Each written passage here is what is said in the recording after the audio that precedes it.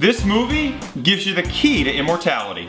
And gives Eat Your Heart Out a whole new definition. What's up, Stew Crew? John Based out here with another New Media Stew movie review, and as usual, I am joined by the lovely, the talented, the seated... Who's that? Me, Frank Capo. And you guys gave her some mad love in the last movie review on what to expect when you're expecting, so thanks, Stew Crew. Midnight you may see popping around because we are shooting this from my condo, even though we saw the movie at the lovely Regal Theaters. Too many people there, so we decided to come here. We saw a movie that was referred to us by Stew Crew members on my Conduit.com show. Make sure to check me out live on Conduit.com. Link is in the description below. And this goes out to DC Man Navbrat and also by Ryan Lane. Hey, Ryan. Okay. And the movie we saw today is Snow White and the Huntsman. Who is fairest of them all? It stars Charlize Theron. Kristen Stewart is in this movie? Yes, and Chris Hemsworth, who's the guy who plays Thor in the Avengers, and the British actor, let me see if I know his name. I'll just look down at my notes. Sam Claflin.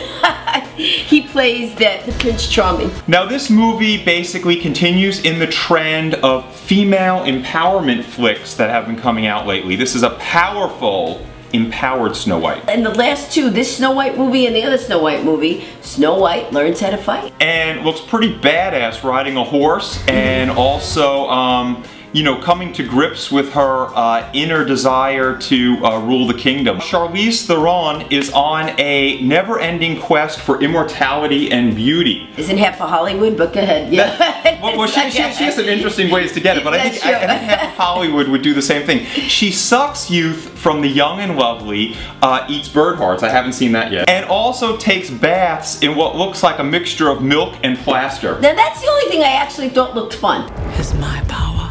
Speaking of never-ending quest of immortality and beauty, which Midnight definitely has, she has the never-ending quest of being a fame whore and will jump into every scene she possibly can. The Huntsman has a much greater role, and Huntsman actually trumps Prince in this version of Snow White. But now, I know you said this, that you felt it. I didn't feel a chemistry, really, between Snow White and the Huntsman. When it opened in London, it got bad reviews, and they put it up on Universal website. Sorry, go on. And when they put it up on Universal website, within an hour, all the bad reviews were taken off. So, John, after all this discussion, what do you give it? How many stew pots are we giving this? I am giving Snow White and the Huntsman 3 stew pots. Number 1, like we talked about, female empowerment for a strong Snow White. Why is the queen wants you dead? You should know you're the one hunting me. Number 2 stew pot for those fantastic forests. You have the dangerous dark forest with all of these crazy creatures, and then you have the lovely enchanted forest with all the fairies and everything that they call sanctuary. And for stew pot number 3, this is a large and lavish take on a timeless tale, and I was really impressed with the whole epicness of the movie. Make sure to comment below what movie you'd like us to see next in the New Media Stew movie review. Stew Crew, to you guys, much love and respect. Did you do it?